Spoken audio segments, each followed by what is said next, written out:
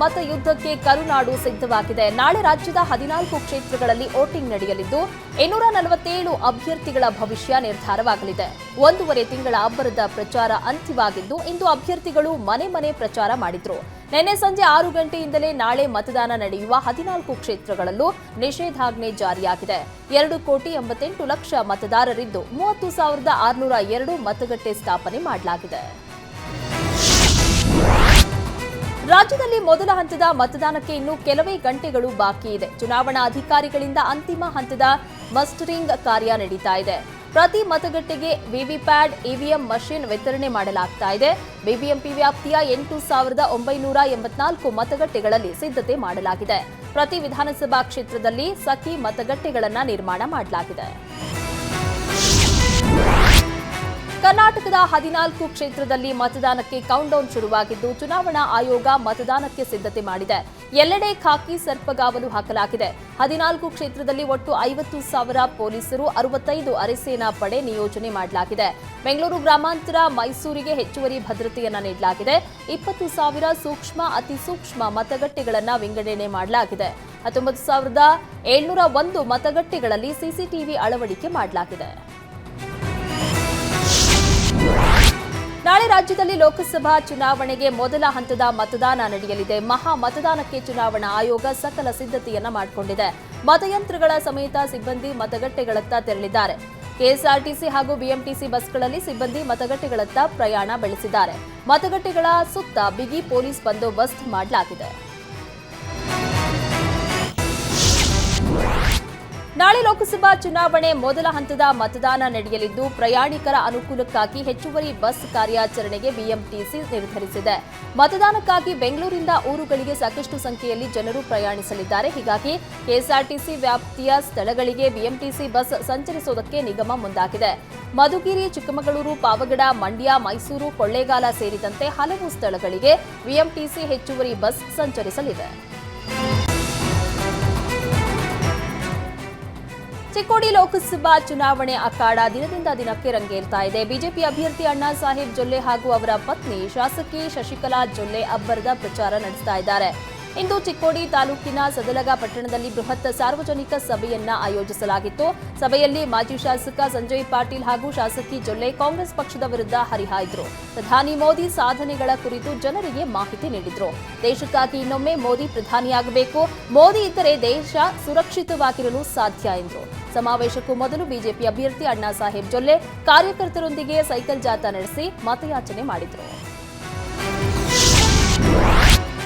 April 28ರಂದು ಹೊಸಪೇಟೆಗೆ ಪ್ರಧಾನಿ ಮೋದಿ ಆಗಮಿಸುತ್ತಾರೆ ಅಂತ ಬಳ್ಳಾರಿ ಬಿಜೆಪಿ ಅಭ್ಯರ್ಥಿ ಶ್ರೀರಾಮುಲು ಹೇಳಿದರು. ಡಾಕ್ಟರ್ ಪುನೀತ್ ರಾಜ್ಕುಮಾರ್ ಜಿಲ್ಲಾ ಕ್ರೀಡಾಂಗಣದಲ್ಲಿ 1 ಲಕ್ಷ ಜನರನ್ನ ಸೇರಿಸುವ ಪ್ರಯತ್ನ ನಡೀತಾ ಇದೆ. ಆನಂದ್ ಸಿಂಗ್, ಸಿದ್ಧಾರ್ಥ ಸಿಂಗ್ ಸೇರಿ ಎಲ್ಲರೂ ಪ್ರಚಾರ ಮಾಡ್ತಾ ಇದ್ದೀವಿ ಅಂತ ರಾಮುಲು ತಿಳಿಸಿದ್ರು. ಇನ್ನು ನಾಳೆ ಕರ್ನಾಟಕಕ್ಕೆ ರಾಹುಲ್ ಗಾಂಧಿ ಆಗಮಿಸ್ತಾ ಇರೋದ್ರ ಬಗ್ಗೆ ಪ್ರತಿಕ್ರಿಯಿಸಿದ ರಾಮುಲು, ರಾಹುಲ್ ಗಾಂಧಿ ಬರ್ತಾ ಇರೋದಕ್ಕೆ ನಮ್ಮದೇನೂ ಅಭ್ಯಂತರ ಇಲ್ಲ, ಆದರೆ ನನ್ನ ಕೆಲವು ಪ್ರಶ್ನೆಗಳಿವೆ. ಬಳ್ಳಾರಿ ವಿಮಾನ ನಿಲ್ದಾಣ ಕಾಮಗಾರಿ ಏನಾಯ್ತು? ಅಂಜನಾದ್ರಿ ಬೆಟ್ಟಕ್ಕೆ 100 ಕೋಟಿ ಮೀಸಲಿಟ್ಟಿದ್ದೆವು, ಅದು ಏನಾಯ್ತು? ಈ ಬಗ್ಗೆ ನಮಗೆ ಉತ್ತರ ನೀಡಬೇಕು ಅಂತ ಹೇಳಿದರು. ಮುಸ್ಲಿಮರಿಗೆ ಹಿಂದುಳಿದ ವರ್ಗದ ಮೀಸಲಾತಿ ನೀಡಲಾಗ್ತಾ ಇದೆ ಎಂಬ ಪ್ರಧಾನಿ ಮೋದಿ ಆರೋಪಕ್ಕೆ ಸಚಿವ ದಿನೇಶ್ ಗುಂಡೂರಾವ್ ತಿರುಗೇಟನ್ನ ನೀಡಿದ್ದಾರೆ. ಚುನಾವಣೆ ಪ್ರಚಾರ ಸಮಯದಲ್ಲಿ ಮೋದಿ ಅವರು ಸುಳ್ಳಿನ ಆಶ್ರಯಕ್ಕೆ ಹೋಗಿದ್ದಾರೆ. ಮತ್ತೆ ಪ್ರಧಾನಿ ಆಗೋದಿಲ್ಲ ಎಂಬ ಭಯದಿಂದ ಏನೂ ಯೋಚನೆ ಮಾಡದೆಯೇ ಸುಳ್ಳು ಹೇಳಿದ್ದಾರೆ. ಸಂವಿಧಾನಿಕ ಹುದ್ದೆಯಲ್ಲಿರುವವರು ಬೇಜವಾಬ್ದಾರಿಯಿಂದ ಮಾತನಾಡಿದ್ದಾರೆ. ಇದು ಬಹಳ ನೋವಿನ ಸಂಗತಿ. ಯಾವುದೇ ದಾಖಲೆ ಇಲ್ಲದೆ ದಲಿತರ ಮೀಸಲಾತಿ ಕಡಿತ ಮಾಡಲಾಗ್ತಾ ಇದೆ ಅಂತ ಆರೋಪಿಸಿದ್ದಾರೆ. ಪ್ರಧಾನಿ ಮೋದಿ ಪ್ರಚೋದನಕಾರಿ ಭಾಷಣ ಮಾಡ್ತಿದ್ದಾರೆ.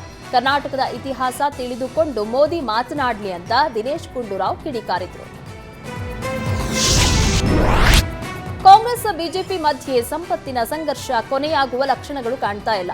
ಕಾಂಗ್ರೆಸ್ ಅಧಿಕಾರಕ್ಕೆ ಬಂದ್ರೆ ಜನರ ಸಂಪತ್ತಿನ ಸರ್ವೆ ಮಾಡುತ್ತದೆ ಎಂದಿದ್ದ ಪ್ರಧಾನಿ ಮೋದಿ ವಿರುದ್ಧ ಮಾಜಿ ಸಂಸದ ಉಗ್ರಪ್ಪ ವಾಗ್ದಾಳಿ ನಡೆಸಿದ್ದಾರೆ. ಯಾರ ಆಸ್ತಿಯನ್ನ ಸರ್ವೆ ಮಾಡುವುದಕ್ಕೂ ನಾವು ಪ್ರಯತ್ನಿಸಿಲ್ಲ. ಇತಿಹಾಸದಲ್ಲೇ ಕಾಂಗ್ರೆಸ್ ಧರ್ಮದ ಆಧಾರದಲ್ಲಿ ಮೀಸಲಾತಿ ನೀಡಿಲ್ಲ, ಮುಂದೆ ನೀಡೋದೂ ಇಲ್ಲ. ವಿನಾಕಾರಣ ಹತಾಶರಾಗಿ ಪ್ರಧಾನಿ ಮೋದಿ ಈ ರೀತಿಯಾಗಿ ಮಾತನಾಡ್ತಿದ್ದಾರೆ. ಚುನಾವಣಾ ಪ್ರಚಾರದಲ್ಲಿ ಜಾತಿ ಧರ್ಮದ ಹೆಸರನ್ನ ಬಳಸಬಾರದು, ಆದರೂ ಪ್ರಧಾನಿ ಮೋದಿ ಬಳಸಿದ್ದಾರೆ. ಪ್ರಧಾನಿ ಮೋದಿಯನ್ನ ಚುನಾವಣಾ ಪ್ರಚಾರದಿಂದ ರಿಸ್ಟ್ರಿಕ್ಟ್ ಮಾಡುವಂತೆ ದೂರು ನೀಡಿರುವುದಾಗಿ ಉಗ್ರಪ್ಪ ತಿಳಿಸಿದರು. ಹುಬ್ಬಳ್ಳಿಯಲ್ಲಿ ಭೀಕರವಾಗಿ ಹತ್ಯೆಯಾಗಿದ್ದ ನೇಹಾ ಹಿರೇಮಠ ನಿವಾಸಕ್ಕೆ ಇಂದು ಸಿಎಂ ಸಿದ್ದರಾಮಯ್ಯ ಭೇಟಿ ನೀಡಿದರು. ನೇಹಾ ತಂದೆ ನಿರಂಜನ್ ಹಿರೇಮಠ್ ಹಾಗೂ ತಾಯಿ ಗೀತಾ ಹಿರೇಮಠ್ಗೆ ಸಿಎಂ ಸಿದ್ದರಾಮಯ್ಯ ಸಾಂತ್ವನ ಹೇಳಿದರು. ಸಿಎಂ ಸಿದ್ದರಾಮಯ್ಯಗೆ ಸಚಿವ ಸಂತೋಷ್ ಲಾಡ್, ಎಚ್ಕೆ ಪಾಟೀಲ್, ಶಾಸಕರಾದ ಪ್ರಸಾದ್ ಅಬ್ಬಯ್ಯ, ಎನ್ಎಚ್ ಕೋನರೆಡ್ಡಿ ಸಾಥ್ ನೀಡಿದರು. 3 ರಿಂದ 4 ತಿಂಗಳಲ್ಲಿ ವಿಚಾರಣೆ ಮುಗಿಯಲಿದೆ. ಹಂತಕ ಫಯಾಜ್ಗೆ ಗಲ್ಲು ಶಿಕ್ಷೆ ಆಗಬೇಕು ಅಂತ ಸಿಎಂ ಬಳಿ ನೇಹಾ ತಂದೆ ನಿರಂಜನ್ ಆಗ್ರಹಿಸಿದ್ರು.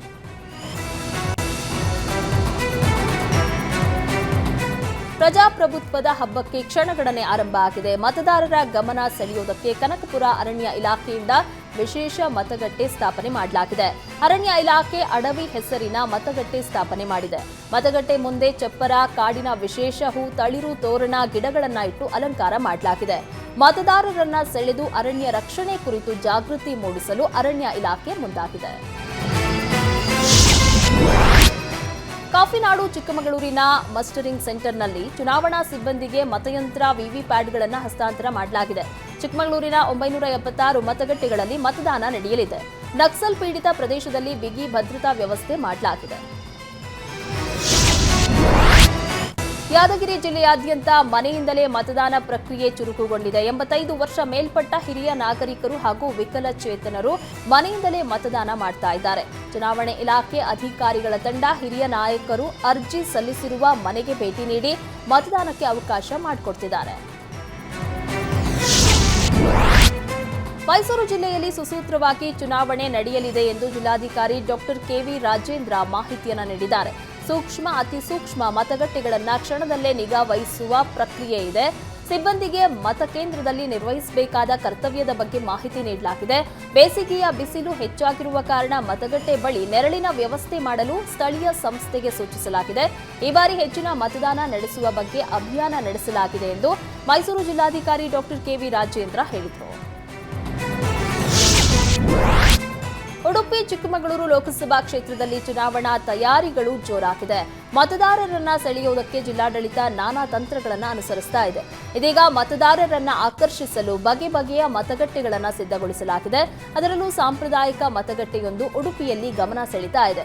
ತುಳುನಾಡಿನ ಶೈಲಿಯ ಗುತ್ತಿನ ಮನೆ, ದೈವದ ಆರಾಧನೆಯ ದೃಶ್ಯಾವಳಿಗಳು ಗಮನ ಸೆಳೀತಾ ಇವೆ.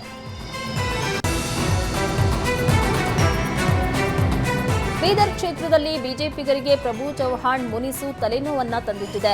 ಬೀದರ್ನಲ್ಲಿಂದು ಬಿಜೆಪಿ ಅಭ್ಯರ್ಥಿ ಪರ ಪ್ರಚಾರಕ್ಕಾಗಮಿಸಿದ ವೇಳೆ ಪ್ರಭು ಚೌಹಾಣ್ ಹೆಸರು ಹೇಳ್ತಾ ಇದ್ದಂತೆ ಬಿಎಸ್ವೈ ಗರಂ ಆಗಿದ್ದಾರೆ. ಪ್ರಭು ಚೌಹಾಣ್ಗೆ ಭಗವಂತ್ ಖೂಬಾ ವಿರುದ್ಧದ ಮುನಿಸು ಇನ್ನೂ ತಣ್ಣಗಾಗಿಲ್ಲ.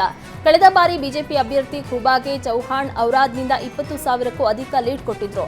ಈ ಬಾರಿ ಖೂಬಾ ವಿರುದ್ಧ ಚೌಹಾಣ್ ಮುನಿಸು ಶಮನವಾಗದ ಹಿನ್ನೆಲೆ ಕೇಸರಿ ಕಲಿಗಳಿಗೆ ಟೆನ್ಷನ್ ಹೆಚ್ಚಾಗಿದೆ. ನಟಿ ಶ್ರುತಿಗೆ ಮಹಿಳಾ ಆಯೋಗ ನೋಟಿಸ್ ನೀಡಿದೆ. ಚುನಾವಣಾ ಪ್ರಚಾರದ ವೇಳೆ ಗ್ಯಾರಂಟಿ ಯೋಜನೆಗಳ ಕುರಿತು ನೀಡಿದ ವಿವಾದಾತ್ಮಕ ಹೇಳಿಕೆಗೆ ಸಂಬಂಧಿಸಿದಂತೆ ಸ್ಪಷ್ಟನೆ ಕೋರಿ ನೋಟಿಸ್ ನೀಡಲಾಗಿದೆ. ಗ್ಯಾರಂಟಿ ಯೋಜನೆಗಳನ್ನು ಟೀಕಿಸಿದ್ದ ನಟಿ ಶ್ರುತಿ ಫ್ರೀ ಬಸ್ ನೀಡಿದ್ದಾರೆ, ಇದರಿಂದ ಮನೆಯವರು ಮಕ್ಕಳು ಉಪವಾಸವಾಗಿರಬೇಕಾಗತ್ತೆ, ಇಂತಹ ಭಾಗ್ಯಗಳನ್ನ ನೀಡಿ ಜನರ ದಾರಿ ತಪ್ಪಿಸುತ್ತಿದ್ದಾರೆ ಅಂತ ಶ್ರುತಿ ಹೇಳಿದ್ರು. ಶ್ರುತಿ ಹೇಳಿಕೆಯನ್ನ ಖಂಡಿಸಿ ಸಾಮಾಜಿಕ ಕಾರ್ಯಕರ್ತ ಮನೋಹರ್ ಮಹಿಳಾ ಆಯೋಗದ ಅಧ್ಯಕ್ಷೆ ನಾಗಲಕ್ಷ್ಮಿಗೆ ದೂರನ್ನ ನೀಡಿದ್ರು. ರಾಜರಾಜೇಶ್ವರಿ ವಿಧಾನಸಭಾ ಕ್ಷೇತ್ರ ವ್ಯಾಪ್ತಿಯ ಅಪಾರ್ಟ್ಮೆಂಟ್ ನಿವಾಸಿಗಳಿಗೆ ಬೆದರಿಕೆ ಆಮಿಷ ಆರೋಪ ಪ್ರಕರಣದಲ್ಲಿ ಡಿಸಿಎಂ ಡಿಕೆ ಶಿವಕುಮಾರ್ಗೆ ರಿಲೀಫ್ ಸಿಕ್ಕಿದೆ. ಡಿಕೆಶಿ ವಿರುದ್ಧ ನಗರದ ಆರ್ಎಂಸಿ ಯಾರ್ಡ್ ಪೊಲೀಸ್ ಠಾಣೆಯಲ್ಲಿ ಕೇಸ್ ದಾಖಲಾಗಿತ್ತು. ಇದೀಗ ಹೈಕೋರ್ಟ್ ಏಕಸದಸ್ಯ ಪೀಠ ಡಿಕೆಶಿ ವಿರುದ್ಧ ಬಲವಂತದ ಕ್ರಮ ಕೈಗೊಳ್ಳದಂತೆ ಸೂಚನೆ ನೀಡಿದೆ. ಇದರಿಂದ ಚುನಾವಣೆ ಹೊತ್ತಲ್ಲಿ ಡಿಕೆಶಿಗೆ ಬಿಗ್ ರಿಲೀಫ್ ಸಿಕ್ಕಿದೆ. ನೇಹಾ ಹಿರೇಮಠ್ ಹತ್ಯೆ ಆರೋಪಿ ಫಯಾಜ್ಗೆ ಗಲ್ಲು ಶಿಕ್ಷೆ ವಿಧಿಸಲು ಬೇಕು ಅಂತ ಆಗ್ರಹಿಸಿ ಬೃಹತ್ ಪ್ರತಿಭಟನೆ ನಡೆಸಲಾಯಿತು. ಗದಗ ಜಿಲ್ಲೆ ನರಗುಂದ ಪಟ್ಟಣ ಬಂದ್ಗೆ ಸಂಘಟನೆಗಳು ಕರೆ ನೀಡಿದ್ವು. ಸ್ವಯಂ ಪ್ರೇರಿತರಾಗಿ ಅಂಗಡಿ ಮುಂಗಟ್ಟು ಬಂದ್ ಮಾಡಿ ಬಂದ್ಗೆ ಬೆಂಬಲ ವ್ಯಕ್ತಪಡಿಸಲಾಯಿತು. ಪುರಸಭೆ ಆವರಣದಿಂದ ಶಿವಾಜಿ ವೃತ್ತದವರೆಗೂ ಪ್ರತಿಭಟನಾ ಮೆರವಣಿಗೆ ನಡೆಸಲಾಯಿತು. ಚೆನ್ನಮ್ಮ ವೃತ್ತದಲ್ಲಿ ಫಯಾಜ್ ಪ್ರತಿಕೃತಿ ದಹಿಸಿ ಆಕ್ರೋಶ ವ್ಯಕ್ತಪಡಿಸಲಾಯಿತು. ಮೊಬೈಲ್ ನೆಟ್ವರ್ಕ್ ಸಮಸ್ಯೆ ಪರಿಹಾರಕ್ಕೆ ಆಗ್ರಹಿಸಿ ಗ್ರಾಮಸ್ಥರು ರಸ್ತೆ ತಡೆದು ಪ್ರತಿಭಟನೆ ಮಾಡಿದ್ದಾರೆ. ಚಿತ್ರದುರ್ಗ ತಾಲೂಕಿನ ಎರೆಹಳ್ಳಿ ಗ್ರಾಮದಲ್ಲಿ ಪ್ರತಿಭಟನೆ ನಡೆದಿದೆ.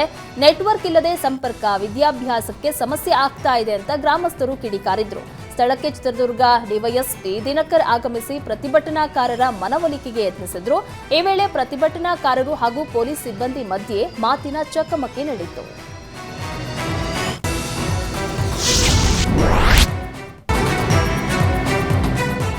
ತಾಲೂಕಿನ ಹಲಗೇರಿ ಗ್ರಾಮದಲ್ಲಿ ಚುನಾವಣಾ ಅಧಿಕಾರಿಗಳು ಮನೆಗೆ ಬಂದಾಗ 95 ವರ್ಷದ ಅಜ್ಜಿ ಪಾರ್ವತಮ್ಮ ಪ್ರಾಣ ಬಿಟ್ಟಿದ್ದಾರೆ. ಲೋಕಸಭಾ ಚುನಾವಣೆ ಹಿನ್ನೆಲೆ ಹಿರಿಯ ಮತದಾರರ ಮತದಾನ ಮಾಡಿಸಿಕೊಳ್ಳುವುದಕ್ಕೆ ಚುನಾವಣಾಧಿಕಾರಿಗಳು ಮನೆಯ ಬಾಗಿಲಿಗೆ ಬಂದಾಗ ಅಜ್ಜಿ ಮೃತಪಟ್ಟಿದ್ದಾರೆ. ಮತದಾನ ಪ್ರಕ್ರಿಯೆಗೆ ಮಂಡ್ಯ ಜಿಲ್ಲಾಡಳಿತ ಸಕಲ ಸಿದ್ಧತೆ ನಡೆಸಿದ್ದು, ಕ್ಷೇತ್ರದಲ್ಲಿ ಒಟ್ಟು 2076 ಮತಗಟ್ಟೆ ನಿರ್ಮಾಣ ಮಾಡಲಾಗಿದ್ದು, ಈ ಪೈಕಿ 683 ಸೂಕ್ಷ್ಮ ಮತಗಟ್ಟೆಗಳೆಂದು ಗುರುತಿಸಲಾಗಿದೆ. ಮತಗಟ್ಟೆಗಳ ಸುತ್ತ 200 ಮೀಟರ್ ವ್ಯಾಪ್ತಿಯಲ್ಲಿ 144 ಸೆಕ್ಷನ್ ಜಾರಿ ಮಾಡಲಾಗಿದೆ. ಮತಗಟ್ಟೆಗಳಿಗೆ ಚುನಾವಣಾ ಸಿಬ್ಬಂದಿ ಮತಯಂತ್ರಗಳು ವಿವಿಪ್ಯಾಟ್ನೊಂದಿಗೆ ಆಗಮಿಸಿದ್ದಾರೆ. ನಾಳೆ ಕರ್ನಾಟಕದಲ್ಲಿ ಲೋಕಸಭಾ ಚುನಾವಣೆ ಮೊದಲ ಹಂತದ ಚುನಾವಣೆ ಹಿನ್ನೆಲೆ ಜನರು ಊರಿನತ್ತ ಮುಖ ಮಾಡ್ತಾ ಇದ್ದಾರೆ. ಮೆಜೆಸ್ಟಿಕ್ ಬಸ್ ನಿಲ್ದಾಣದಲ್ಲಿ ಮಧ್ಯಾಹ್ನದಿಂದಲೇ ಬೆಂಗಳೂರು ಸುತ್ತಲಿನ ಜಿಲ್ಲೆಗಳ ಬಸ್ಗಳು ಬಹುತೇಕ ರಶ್ ಆಗಿದೆ. ಹಲವು ಬಸ್ಗಳಲ್ಲಿ ನಿಂತುಕೊಂಡೇ ಜನ ಪ್ರಯಾಣ ಮಾಡುತ್ತಿದ್ದಾರೆ.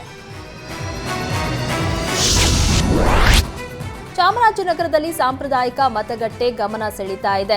ರಾಮಸಮುದ್ರದ ಬಾಲರಪಟ್ಟಣ ಶಾಲೆಯಲ್ಲಿ ಜಿಲ್ಲೆಯ ಸಂಸ್ಕೃತಿ ಹಾಗೂ ಜಾನಪದ ಕಲೆಗಳ ಮಹತ್ವ ಸಾರುವ ಮತಗಟ್ಟೆ ನಿರ್ಮಿಸಲಾಗಿದೆ. ತಂಬೂರಿ, ಡಮರುಗ, ತಬಲಾ ಮೊದಲಾದ ಸಂಗೀತ ಉಪಕರಣಗಳ ಮೂಲಕ ಜಾನಪದ ಕಲೆಗಳ ಅನಾವರಣ ಮಾಡಲಾಗಿದೆ. ಮತದಾನ ಪ್ರಮಾಣ ಹೆಚ್ಚಿಸುವುದಕ್ಕೆ ಜಿಲ್ಲಾಡಳಿತದಿಂದ ವಿಭಿನ್ನ ಕಾರ್ಯಕ್ರಮಗಳನ್ನು ಮಾಡಲಾಗುತ್ತಿದೆ. ಚಾಮರಾಜನಗರ ಲೋಕಸಭಾ ಕ್ಷೇತ್ರದಲ್ಲಿ ಜನಜನ ಕಾಂಚಾಣ ಸದ್ದು ಮಾಡ್ತಾ ಇದೆ. ಬ್ಲಾಕ್ ಕಾಂಗ್ರೆಸ್ ಅಧ್ಯಕ್ಷ ಮಹಮ್ಮದ್ ಅಸ್ಗರ್ ಬಳಿ ಇದ್ದ 1,10,000 ಹಣವನ್ನು ವಶಕ್ಕೆ ಪಡೆಯಲಾಗಿದೆ. ಚಾಮರಾಜನಗರದ ಗುಂಡ್ಲುಪೇಟೆ ಸರ್ಕಲ್ ಬಳಿ ಹಣ ಹಂಚ್ತಾ ಇದ್ದ ಆರೋಪ ಕೇಳಿಬಂದಿದೆ. ಖಚಿತ ಮಾಹಿತಿ ಮೇರೆಗೆ ಸ್ಥಳಕ್ಕೆ ಎಫ್ಎಸ್ಟಿ ಟೀಮ್ ಎಂಟ್ರಿ ಕೊಟ್ಟು ಹಣ ವಶಕ್ಕೆ ಪಡೆದಿದ್ದಾರೆ.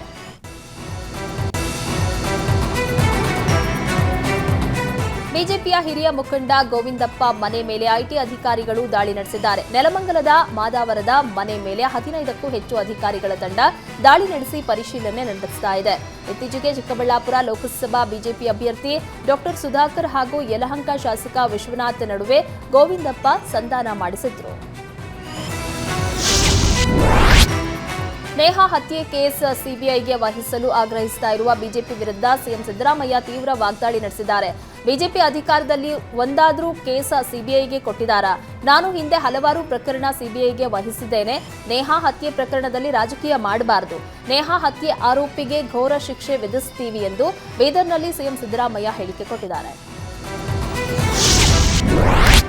ಚಾಮರಾಜನಗರ ಕ್ಷೇತ್ರದಲ್ಲಿ ಮದ್ಯ ಹಂಚಿಕೆ ಆರೋಪ ಸದ್ದು ಮಾಡಿದೆ. ಸುನಿಲ್ ಬೋಸ್ ಪರವಾಗಿ ಮದ್ಯ ಹಂಚಿದ ವಿಡಿಯೋವೊಂದು ವೈರಲ್ ಆಗಿದೆ.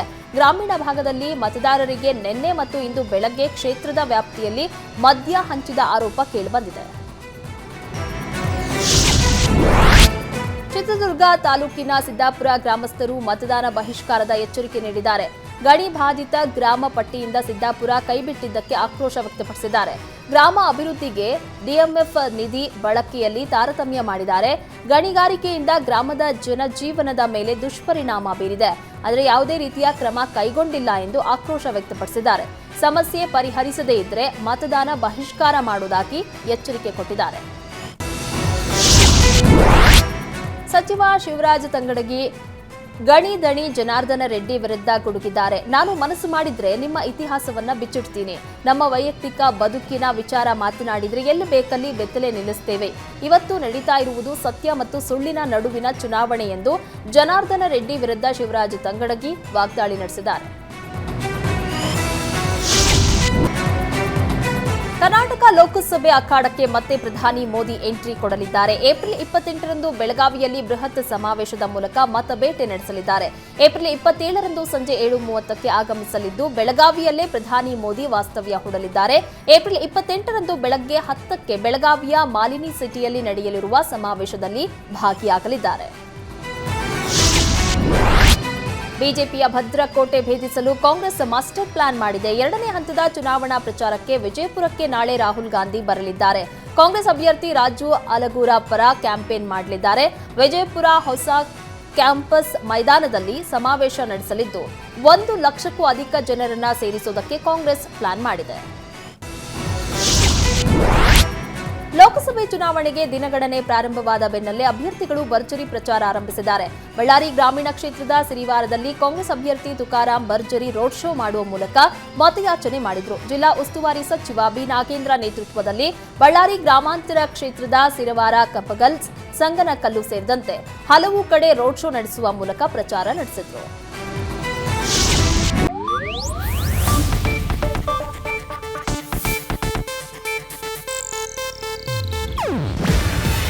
ಇದು ಏಷ್ಯಾನೆಟ್ ನ್ಯೂಸ್ ನೆಟ್ವರ್ಕ್ ಪ್ರಸ್ತುತಿ. ನೀವು ನೋಡ್ತಿದ್ದೀರಾ ಏಷ್ಯಾನೆಟ್ ಸುವರ್ಣ ನ್ಯೂಸ್.